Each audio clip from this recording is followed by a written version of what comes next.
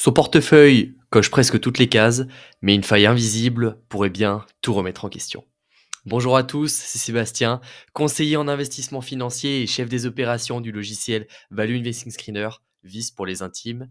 Et aujourd'hui, on se retrouve pour une série un peu particulière, puisqu'on va analyser ensemble le portefeuille d'un utilisateur du logiciel VIS.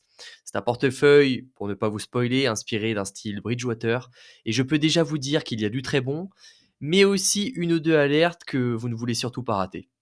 Donc on va plonger ensemble dans le plan de cette vidéo. On va commencer par évoquer un titre qui, à mes yeux, pose problème. Ensuite, je vous partagerai l'analyse globale du portefeuille et on conclura sur l'analyse coup de cœur justement de l'utilisateur qui nous a transmis pour l'analyser assez rapidement. Petit rappel, le contenu de cette chaîne est vraiment à vocation pédagogique et informatif. Il ne constitue ni un conseil en investissement, ni une recommandation personnalisée au sens de la réglementation applicable. Et bien évidemment, chaque investisseur est invité à évaluer la pertinence des informations partagées en fonction de sa situation personnelle. Les performances passées ne préjugent pas des performances futures et investir, bien évidemment, comporte des risques. Le portefeuille analysé ici est donc celui d'un utilisateur du logiciel VIS que l'on prénomme Martin X. Pour rappel et pour ceux qui n'utilisent pas le logiciel, l'idée est vraiment de trier des entreprises non pas sur la base de critères graphiques, mais sur la base des états financiers des entreprises. On va agglomérer absolument toutes les données des sociétés cotées en bourse, de la quasi-totalité pour les trier et pour les trier d'un point de vue totalement comptable.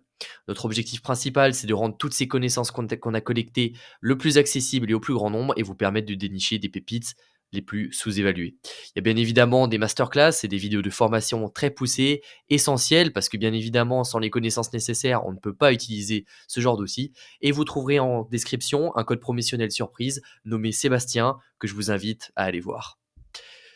Nous allons pas perdre de temps et on va se retrouver directement sur le logiciel VIS pour commencer l'analyse du portefeuille.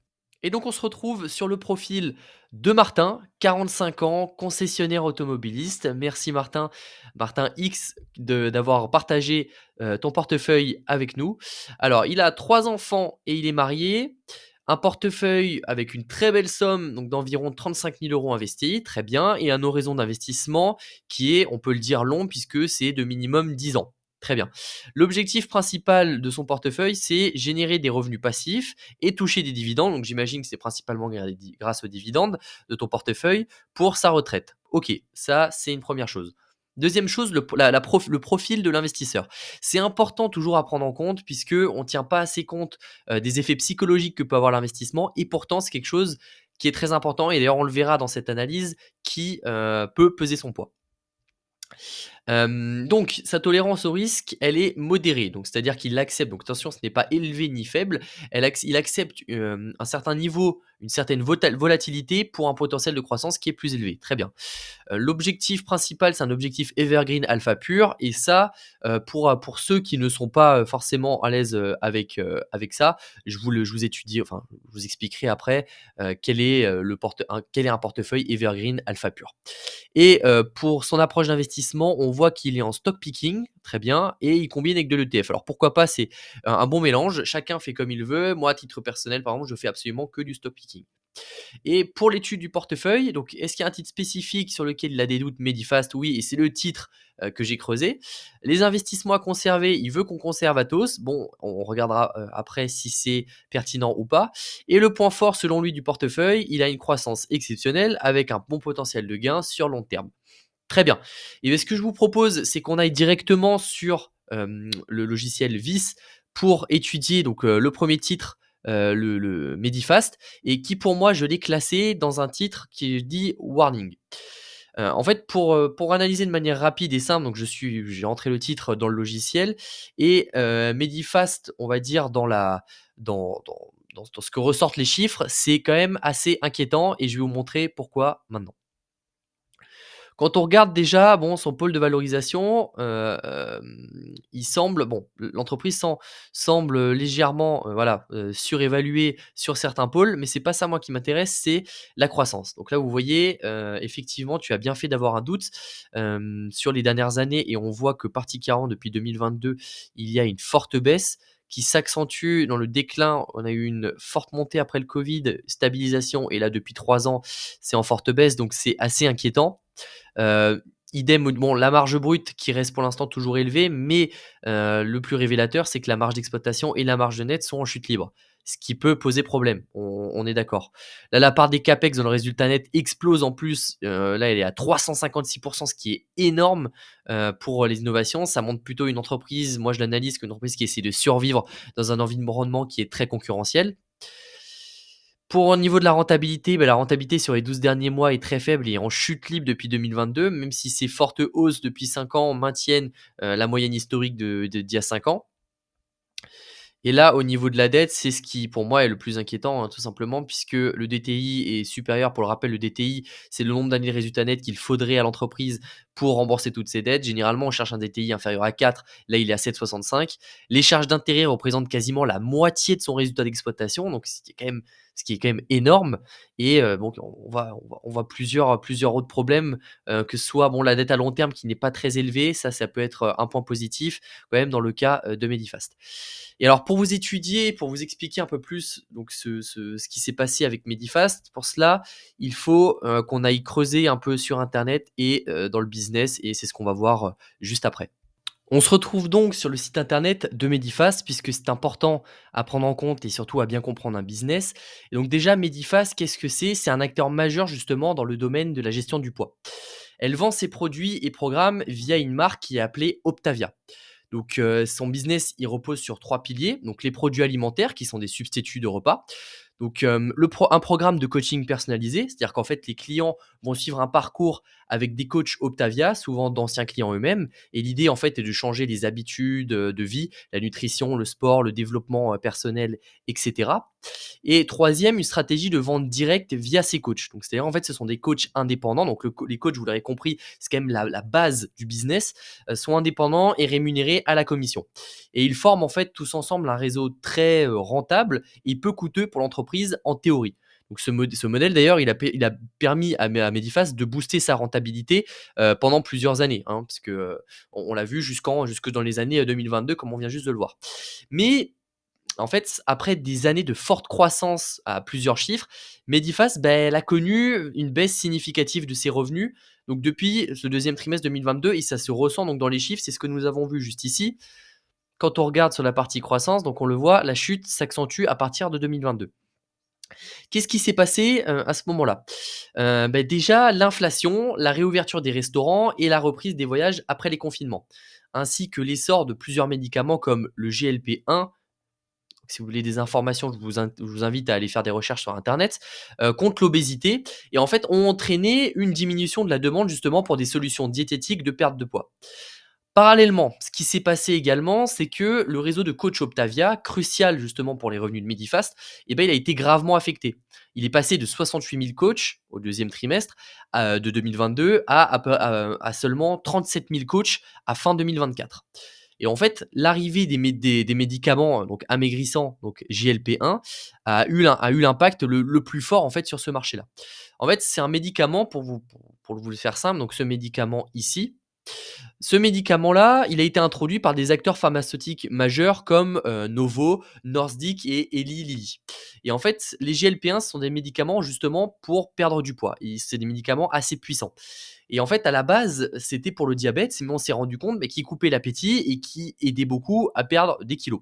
Donc alors, chacun jugera sur la nécessité et puis même sur le bon fonctionnement et sur l'éthique de ce médicament. Mais des marques comme Ozempic ou Wegovy sont devenues très très populaires parce qu'on peut maigrir maintenant sans faire de régime strict. Et en fait, des résultats, en fait, c'est comme si vous ameniez sur un marché, surtout le marché américain de l'obésité, une solution miracle pour absolument tout régler. Et en fait, plein de gens, du coup, par définition, ont abandonné les programmes comme Optavia, donc pour Medifast, qui demandaient justement, qui demandent plus d'efforts, suivre des règles, de manger spécialement et d'avoir un coach pour justement ce programme-là et ce médicament-là, ce qui a fait énormément de mal donc à l'entreprise. Et en fait, ça a été annoncé par le management. Donc, quelle a été la réaction de Medifast? C'est un plan de redressement pour adapter véritablement son modèle commercial aux bouleversements qui ont été introduits. Mais malheureusement, ce plan de redressement, bon, alors qui consistait d'ailleurs en un partenariat avec l'AFMD, donc qui est une plateforme de télésanté et qui offre un programme d'inscription au GLP1, eh bien que la copromotion et la promotion croisée ont offert des opportunités, pour l'instant, c'est incertain. J'ai fait mes recherches, on ne sait pas et c'est très incertain dans la mesure dans laquelle l'AFMD apportera de nouveaux clients à Medifast et il n'y a aucune mention de Medifast d'ailleurs ou d'Optavia sur le site de l'AFMD directement, même sur les pages dédiées à la perte de poids ou au programme GLP1. Alors qu'Optavia et même Medifast, dans le cas contraire, font tout le temps allusion à l'AFMD. Donc pour moi, ce titre, c'est clairement un no-go. Et effectivement, tu peux avoir des doutes sur ce titre, surtout avec un cours qui ne cesse de baisser. Et si on remonte un peu sur la partie entreprise, on voit très clairement quand on regarde donc là que la chute depuis 2022 qui est quand même assez élevée et que le momentum, parce que le momentum est un critère quand même qu'on peut prendre en compte dans certaines analyses, surtout grâce à Vice, est de moins 34%, ce qui est plutôt négatif dans ce cas-là. On se retrouve donc sur Backtest Vision. Backtest Vision qui est le logiciel propriétaire et complémentaire à Vice. C'est un logiciel qui vous permet en quelques clics seulement d'analyser votre portefeuille en détail, de vous donner plusieurs métriques. Il y a plusieurs données comme la frontière efficiente, comme le max drawdown, etc. D'autres métriques que je vous présenterai juste après et qui vous permet tout simplement d'identifier les points forts et les points faibles et qui vous permet également de faire des optimisations si vous le souhaitez, comme le maximum Sharpe, le minimum volatilité si vous voulez baisser la volatilité de votre portefeuille, c'est-à-dire votre appétence au risque, un équilibre sectoriel ou un equal weight. Enfin bref, plein de métriques que nous verrons juste après. Pour rappel, je n'ai pas changé Medifast, donc que nous venons de voir dans le portefeuille. Je l'ai laissé puisque l'objectif est vraiment de donner une vue la plus proche possible du portefeuille de Martin. Toutefois, si je devais moi arbitrer à titre personnel, et encore une fois, ce n'est pas un conseil, le portefeuille, une alternative à Medifast serait par exemple d'aller voir la performance de plusieurs de ses concurrents pour voir s'ils sont performants ou pas. Ou alors d'aller sur le marché asiatique. Pourquoi? Puisqu'on le sait que les opportunités de croissance dans les secteurs de la médecine moderne et de la médecine traditionnelle chinoise sont très élevées. Pourquoi? Tout simplement parce qu'elle bénéficie, ce secteur-là de la santé bénéficie d'une forte croissance sur un marché qui est soutenu par l'État. En fait, la Chine est en train de transformer véritablement son système de santé à grande échelle avec des politiques ambitieuses comme Healthy China 2030 et qui rentrent dans le 14e plan quinquennal de l'État. En fait, ça va stimuler donc la demande en produits pharmaceutiques, tant traditionnels que modernes, et ça va créer, on va dire, un environnement très favorable pour les acteurs locaux qui seraient bien positionnés. Donc, ça peut être une piste d'amélioration. J'ai rentré donc tous les titres en portefeuille et avant de lancer l'analyse et avant de vous montrer l'analyse, petit rappel sur ce qu'est l'objectif du portefeuille de Benoît. C'est un portefeuille Bridgewater Pure Alpha. Qu'est-ce que Bridgewater? Eh bien, c'est en fait lancé en 1991. C'est un fonds, un hedge fund qui cherche à exploiter les inefficiences de marché. En fait, il va faire des centaines de paris qui ne sont pas corrélés au marché et son objectif en fait est de gérer de l'alpha de manière très régulière, donc avec une très très très forte croissance. Et un portefeuille qui est dit pur alpha, eh bien, il va viser à générer un rendement absolu à travers plusieurs actifs. Il va essayer de battre le marché sans s'y exposer et obtenir un rendement qui est supérieur sans dépendre par exemple de la hausse des actions d'un marché en particulier, d'une zone en particulier. Donc ce type de portefeuille, il ne cherche pas à suivre un indice et il est souvent dit très diversifié globalement. Quelle est la différence du coup avec du style stock picking? Et en fait, la différence par exemple avec un stock picking, bon, on va prendre par exemple le value. Le value, en fait, il va accepter le bêta, il va être accepté d'être corrélé au marché puisque lui, il cherche la différence de prix entre le prix et le prix de la valeur. Et donc, il cherche des inefficiences de marché. Donc, on va voir tout de suite et j'ai lancé donc l'analyse du portefeuille et ça va nous donner plusieurs points sur plusieurs pistes d'amélioration possible. Et donc on se retrouve sur l'analyse du portefeuille donc de Martin. Et ce qu'on remarque tout de suite, c'est que on peut te féliciter, Martin, tu as battu le marché. Tu fais 14% annuellement en lissage annuel quand le marché fait 11%. Ta meilleure année a été 52,7% quand le S&P 500 faisait 30,5%. Donc là, pour ce qui est de battre le marché, tu as réussi. La pire année était de moins 29% pendant que le S&P 500 moins 19%. Bon, généralement, quand on fait du stock picking et quand on est sur des actifs un peu plus risqués, un peu plus décorrélés du marché, évidemment, il est normal d'avoir des plus fortes baisses. Par contre, ce que je vois et ce que je remarque tout de suite, c'est la chute maximum, soit le max drawdown. Max drawdown, c'est un premier concept assez intéressant à étudier. Pour vous l'expliquer assez rapidement, ça mesure en fait la plus forte baisse qui est subie par un portefeuille entre un plus haut historique et un plus bas qui suit avant de revenir à un niveau qui est normal. Et autrement dit, pour en mots plus courts, c'est le pire creux que l'investisseur aurait traversé s'il avait acheté au meilleur moment et tenu jusqu'au pire sans le vendre. Donc c'est pas seulement une question de performance annuelle, hein, c'est vraiment ce qu'un investisseur a dû endurer psychologiquement. Et pour toi, Martin, pour Martin qui a une tolérance au risque de modéré, moins 38% pour moi c'est quand même assez élevé, surtout si tu vois que tout le marché baisse, etc. Tu peux avoir tendance à revendre. Et donc ça c'est très important quand vous faites la démarche justement de faire du stock picking, de prendre toujours en compte justement cette possibilité de forte baisse. Ensuite, ce que j'ai remarqué directement, c'est que quand on regarde la composition des différents titres et on le verra après dans la répartition, sectorielle, on voit qu'il y a une très forte corrélation des titres.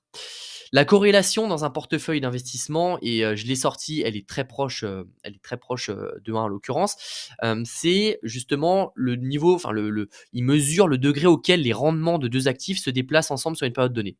Par exemple, dans le portefeuille de Martin, il y a une forte corrélation entre plusieurs titres comme Google, Amazon, Apple.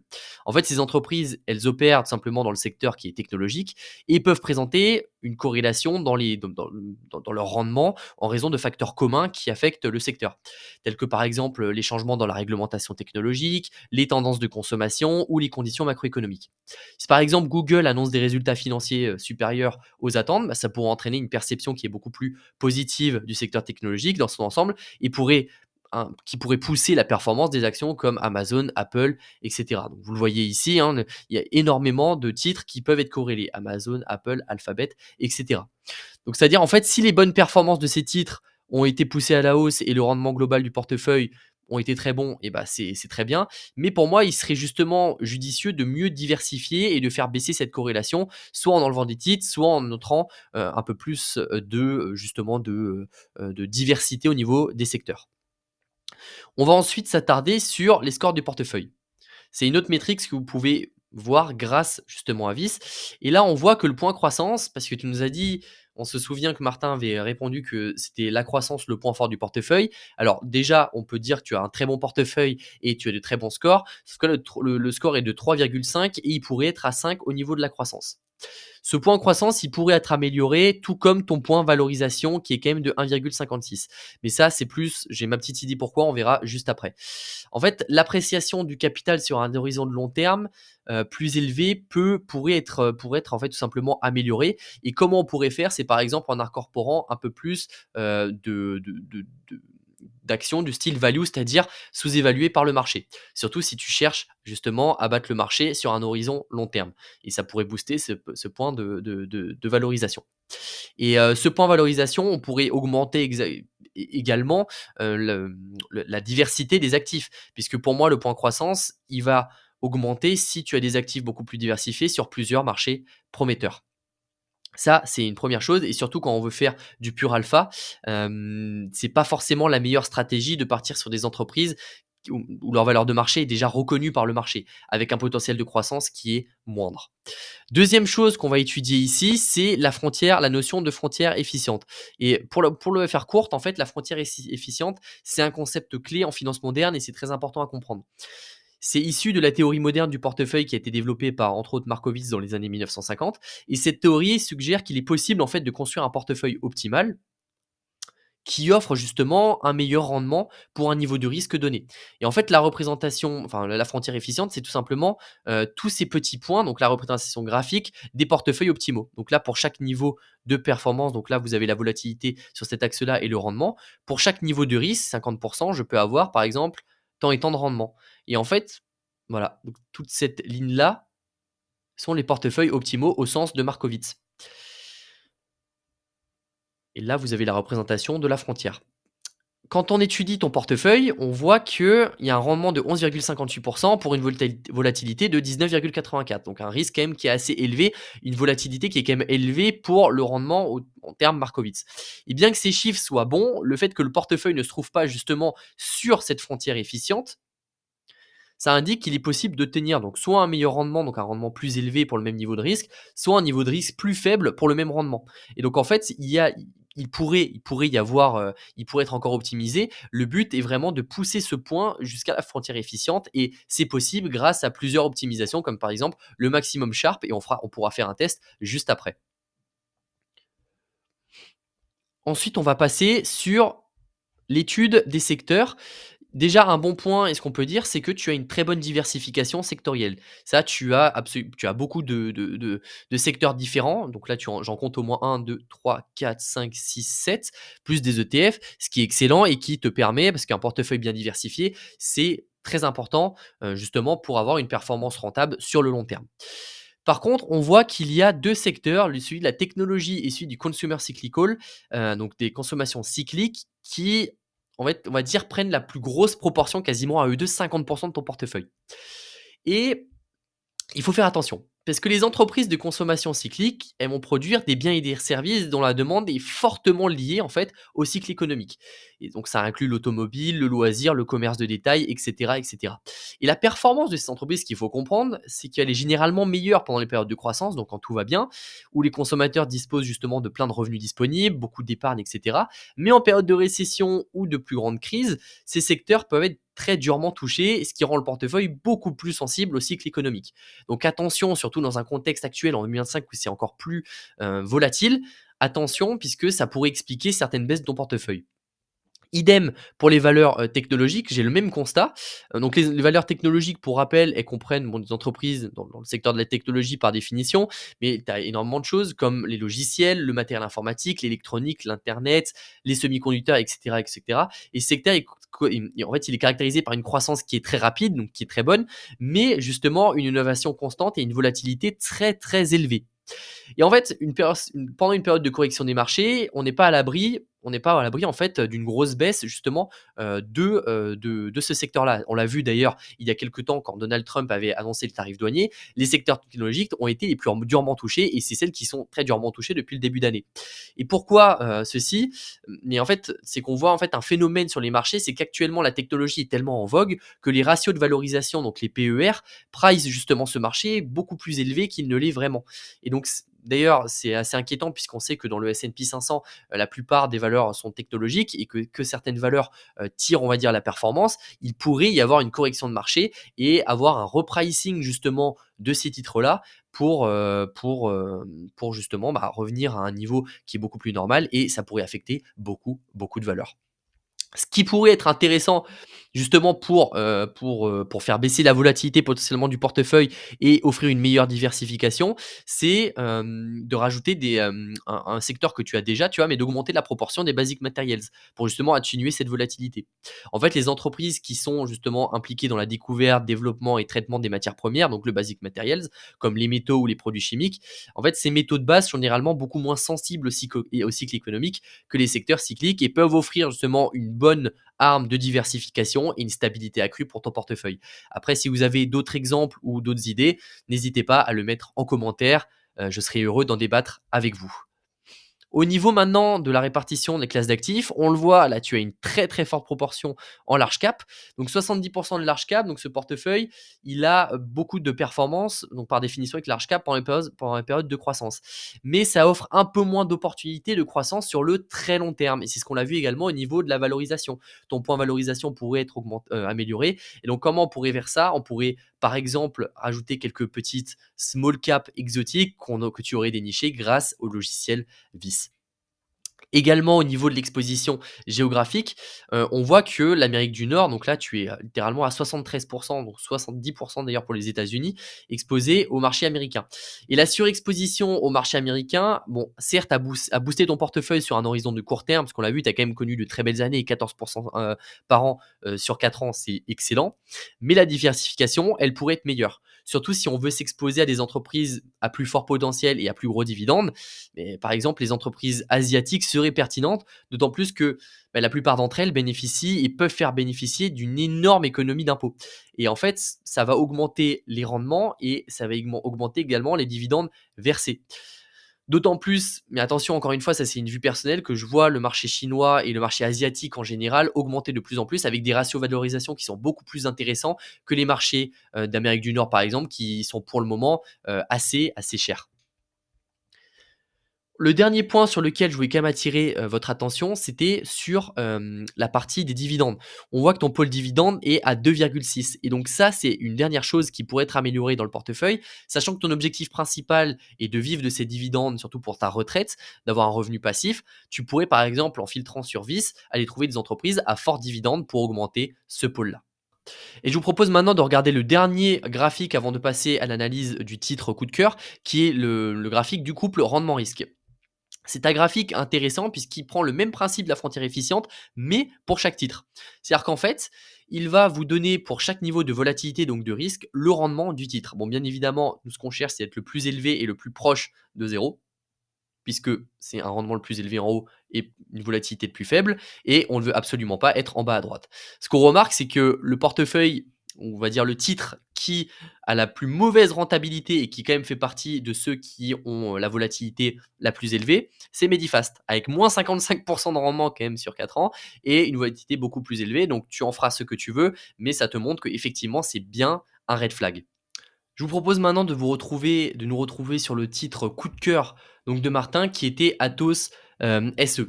Atos, donc on le voit rapidement, fournit des solutions et des services de transformation numérique dans le monde entier. Donc c'est le secteur technologique. Donc déjà, bon, on le sait que c'est un secteur qui n'est pas forcément des mieux valorisés. On le sait. Même si ça reste une small cap, donc potentiellement intéressant. Quand on regarde rapidement les scores du portefeuille, on voit que le pôle croissance est très mauvais. Valorisation, c'est le meilleur pôle, mais qui reste quand même modéré, et une profitabilité qui n'est pas énorme. Quand on s'attarde rapidement, bon là on voit les chiffres sont évocateurs, hein, une baisse, assez forte sur les 5 dernières années, pas de croissance visible ou alors très faible, même sur 10 ans que 0,6 l'entreprise semble stagner. Idem au niveau des marges avec les marges d'exploitation et nettes qui sont en baisse depuis 5 ans. Pareil, la part des CAPEX dans le résultat net qui explose, les CAPEX qui sont les dépenses d'investissement qui sont des choses quand même assez importantes, mais qui ne montrent pas d'un avantage concurrentiel parce que plus une entreprise doit dépenser pour rester en dernière, enfin, on va dire sur le marché, plus ça va rogner du coup les flux de trésorerie et ça veut dire que l'entreprise n'a pas forcément un avantage concurrentiel. Là, pour Atos, bon, c'est sans appel. Pareil au niveau de la rentabilité, tous ces ratios de rentabilité sont dans le négatif et au niveau de la dette, voilà, c'est bien ce que je pensais, la dette comparée aux capitaux propres juste explose, ce qui est très, très, très inquiétant. On le voit même pour certains, donc les résultats étaient en baisse et les capitaux propres, c'est-à-dire en fait les capitaux apportés par les actionnaires sont en baisse également, ce qui montre certains manques de confiance sur les dernières années. Et en fait tout ça, qu'est-ce que ça montre? Ça montre tout simplement, pour moi, c'est un phénomène qui est assez bien connu en finance comportementale parce que tu sais que ça baisse, mais tu n'as pas envie de le vendre. Et en fait, on parle de biais qui est émotionnel, ou plus précisément du biais d'attachement. Depuis 2020, on l'a vu, l'action Atos, elle a perdu et elle a perdu plus de 80%. En fait, l'entreprise, elle a accumulé, et ça, je suis allé faire des recherches, plusieurs problèmes, mauvaise intégration de rachat, avertissement sur résultat, dette lourde, gouvernance qui est très instable, etc. Aujourd'hui, elle est même souvent citée comme un cas d'école dans plusieurs destructions de valeur en France. Et c'est un peu comme un objet auquel on accorde une valeur sentimentale. En fait, c'est un vieux pull qui nous gratte, une vieille voiture cabossée, mais qu'on a envie de garder. On le sait qu'il serait plus logique en fait de s'en séparer, mais on n'y arrive pas vraiment. Et en finance, c'est pareil. Certaines personnes gardent une action simplement parce qu'elles l'ont achetée depuis longtemps. Là, c'est ce que tu nous as dit. Et on dit souvent qu'elles tombent en fait dans le biais de possession, qui est aussi dit sous forme de endowment effect, et qui a été bien documenté par Kalman et Thaler. Et en fait, ce biais nous pousse à surévaluer ce qu'on possède, simplement parce que justement, on le possède. Et il y a pire que ça. Plus on a suivi une entreprise, plus on a passé de temps à l'analyser, j'imagine, plus on s'est investi émotionnellement, puis il devient difficile d'être objectif et de s'en séparer. En fait, on parle ici de coûts irrécupérables émotionnels. En fait, ce qu'on appelle le sunk cost fallacy. Et on ne veut pas perdre ce qu'on a déjà investi en temps et en argent. Mais en investissement, on le sait, l'émotion, eh bien, c'est souvent une mauvaise conseillère et ce n'est pas parce qu'on aime un titre qu'il est bon pour notre portefeuille et qu'il n'est pas bon de nous en séparer. L'important, c'est la quantité réelle, la qualité réelle, pardon, de l'entreprise et sa pertinence par rapport à nos propres objectifs financiers. Et on se retrouve maintenant enfin sur la dernière partie où je vous ai dit que nous allons essayer d'optimiser ça. Et en fait, simplement, ce que j'ai fait, c'est que j'ai appuyé sur le maximum sharp. Donc, il y a une technique qui permet en fait d'ajuster justement la répartition des différents actifs en fonction pour un niveau de risque donné pour obtenir le meilleur rendement possible. Juste en changeant le poids des titres et sans forcément sortir certains titres, on obtient une performance de 18,9% annuellement avec une pire année qui est que de moins 24% contre moins 29 avant et on augmente de 4% de volatilité. Enfin, le max drawdown, on a une chute maximale, donc un max drawdown qui est un peu plus faible. Évidemment, c'est une parmi d'autres optimisations. On pourrait également sortir Mediphase du portefeuille ou d'autres choses. Après, c'est à chacun de faire ses propres choix. N'hésitez pas à me dire en commentaire ce que vous auriez fait à la place, tout simplement, de Martin. On arrive maintenant à la fin de cette vidéo et on l'a vu, un portefeuille peut sembler impeccable sur le papier, mais il peut être miné par plusieurs décisions émotionnelles. Ce n'est pas toujours une question de performance, mais plutôt de discipline, de lucidité et de remise en question. Il faut savoir remettre justement en perspective ses objectifs. Par exemple, tu avais comme objectif de vivre de ce portefeuille, de générer un revenu passif et d'obtenir des rentes. Et bah, tu pourrais, par exemple, une des pistes d'amélioration, même si ce n'est pas un conseil direct, augmenter la proportion des actions qui versent un dividende assez fort, puisque ce pôle pourrait être augmenté selon les scores de ton portefeuille. Autre chose, un peu mieux diversifier, augmenter la diversification, faire baisser la volatilité, sont d'autres pistes que tu pourrais améliorer. Et également revoir certains titres qui mériteraient d'être vus et essayer de se détacher justement de ce biais émotionnel. En tout cas, il faut le féliciter Martin parce que c'est un très bon portefeuille et que justement cet objectif Bridgewater est dans un certain sens rempli puisque tu as créé de l'alpha et de la croissance, mais pour l'avenir et sur un horizon long terme, ça pourrait potentiellement être amélioré. J'ai vu par exemple que tu avais un ETF sur le S&P 500, ce qui pourrait être judicieux, c'est soit de réduire son exposition, soit de l'enlever puisque le Bridgewater par définition n'est pas corrélé par rapport au marché. La performance pourrait peut-être être boostée. On ne sait pas, il faut faire des tests et ce sont tes propres choix en enlevant par exemple les ETF obligataires qui font baisser un peu la performance de ton portefeuille. Donc si cette vidéo vous a aidé à prendre du recul sur vos propres choix d'investissement, pensez à liker, à vous abonner, activer la petite cloche et c'est ce qui nous aidera justement à faire grandir cette chaîne. N'hésitez pas à me donner votre avis sur le portefeuille de Martin en description et surtout souvenez-vous d'une chose, en bourse l'attachement peut coûter très cher mais la clarté elle rapporte toujours. C'était Sébastien sur la chaîne Vice et je vous dis à très bientôt pour parler long terme.